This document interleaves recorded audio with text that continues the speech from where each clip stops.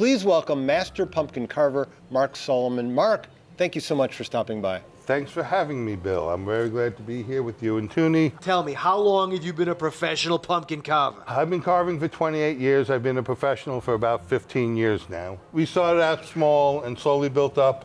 My neighbors used to come every year to see what it is I'm carving for my front lawn. And all of a sudden, the next thing I know, somebody's offering money to carve pumpkins. Now, you're going to share some tips for carving pumpkins with us. What do we need to know? First, tell me how you select the right pumpkin. Well, what I'm looking for in a pumpkin is one with a smooth face. I'm more like this face here. Great, so now that we know how to choose a pumpkin, what do we do next? We hollow out the pumpkin. Now, most people would hollow out what's the top of the pumpkin. I hollow out the bottom. It's easier to stick the light bulb in from the bottom. If you're gonna do candles, which I don't recommend, trying to put a candle in from the top and light it is a good way to burn your hand. Now, Mark, I always use a stencil, which gets just a little bit tricky keeping it in place. So what are some design tips so I don't have to worry about the stencil moving around? Okay, we use transfer paper. Okay. And so we take the stencil, we cut it to be the same size, we tape it on.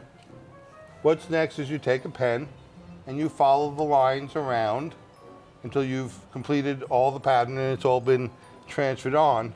You end up with the pattern all on the pumpkin. Perfect. Very cool. Very perfect. Mark, with the areas that you're going to cut, do you want to start with the bigger pieces first or the smaller pieces first? Well, I want to start with the middle pieces first and work my way out. Every time you cut into the pumpkin, it weakens the wall of the pumpkin. Look at this. Whoa.